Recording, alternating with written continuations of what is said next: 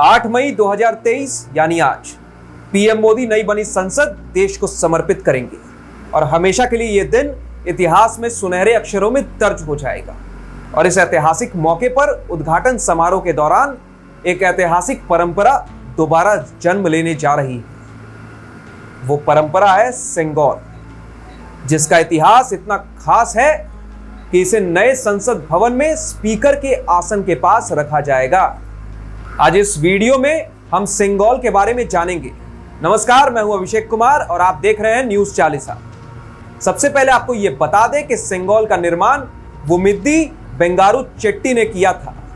अब बात करते हैं कि आखिर सेंगोल शब्द की उत्पत्ति कैसे हुई। सेंगोल शब्द की उत्पत्ति संस्कृत के शंकु शब्द से हुई है। इसका मतलब होता है शंख। इसका हिंदू धर्म में बहुत ही महत्व होता है। युद्ध के समय शंखनाद इसी से किया जाता है। आज भी मंदिरों में या घरों में जब भी भगवान की आरती की जाती है तो उस वक्त शंखनाद किया जाता है। सेंगोल राजदंड निष्पक्ष न्यायपूर्ण शासन का प्रतीक माना जाता है। ये जिस राजा सम्राट को सौंपा जाता है उसके ऊपर जिम्मेदारी होती है कि वो निष्पक्षता के साथ न्यायपूर्ण शासन करे।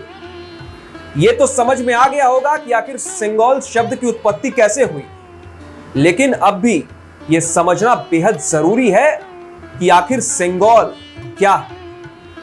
दरअसल राजदंड को तमिल में सेंगोल कहा जाता है। इसकी गहरी जड़ें देश की परंपरा में समाहित हैं, क्योंकि अंग्रेजों से सत्ता के हस्तांतरण में इसका इस्तेमाल हुआ था।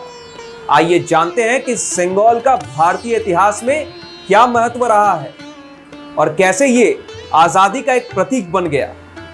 आजादी मिलने के बाद जब सत्ता हस्तांतरण की बात सामने आई तो लॉर्ड माउंटबेटन ने इसके लिए जवाहरलाल नेहरू से बात की। उन्होंने पूछा कि किस प्रतीक के साथ स्वराज्य को सौंपा जाए। इसके बाद हस्तांतरण को लेकर नेहरू जी ने स्वतंत्रता सेनानी सी राजा गोपालाचारी से सुझाव मांगा। तब उन्होंने नेहरू को सेंगोल के बारे में जानकारी दी। तमिलनाडु का चोला साम्राज्य भारत का एक प्राचीन साम्राज्य था। तब चोला सम्राट सत्ता का हस्तांतरण सेंगोल सौंपकर करते थे। भगवान शिव का आह्वान करते हुए राजा को इसे सौंपा जाता था। नेहरू को राजा गोपालाचारी ने इसी परंपरा के बारे में बताया। इसके बाद पंडित जवाहरलाल नेहरू ने सेंगोल परंपरा के तहत सत्ता हस्तांतरण की बात को स्वीकार किया और तमिलनाडु से इसे मंगाया गया। सबसे पहले यह सेंगोल लॉर्ड माउंटबेटन को दिया गया और फिर उनसे हस्तांतरण के तौर पर इसे वापस नेहरू के आवास पर ले जाया गया, जहां गंगा जल से सेंगोल का शुद्धिकरण किया गया। उसके बाद मंत्रोच्चारण के साथ देश के पहले प्रधानमंत्री नेहरू को इसे सौंप दिया गया। इसके बाद कभी भी सेंगोल का ज्यादा जिक्र नहीं हुआ।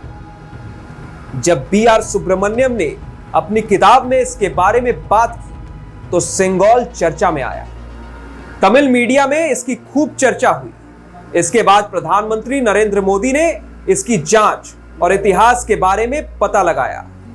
पता चला कि सेंगोल प्रयागराज के इलाहाबाद संग्रहालय में मिला और इसे वापस लाने का फैसला लिया गया। अब देश की राजधानी नई दिल्ली में रविवार को संसद का उद्घाटन किया जाएगा। यहां प्रधानमंत्री नरेंद्र मोदी उसी सेंगोल यानी राजदंड को स्थापित करेंगे, जो 15 अगस्त 1947 की आजादी की रात को पंडित जवाहरलाल नेहरू को सौंपा गया था। अब नई संसद में उसी परंपरा, उसी रीति रिवाज, उसी धार्मिक अनुष्ठान के साथ इसे नरेंद्र मोदी को सौंपा जाएगा, जिस अनुष्ठान के साथ 14 अगस्त 1947 की रात को अंग्रेजी हुकूमत के आखिरी वॉइसरॉय माउंटबेटन ने नेहरू को थमाया था। सेंगोल को नई संसद में लोकसभा स्पीकर के कुर्सी के पास स्थापित किया जाएगा। तो यह था सेंगोल का पूरा इतिहास। इस खबर पर आपकी क्या राय है और सेंगोल का इतिहास आपको कितना दिलचस्प लगा, हमें कमेंट में जरूर बताएं। बाकी तमाम छोटी बड़ी खबरों से अपडेट रहने के लिए सब्सक्राइब करें हमारा YouTube चैनल न्यूज़ 40।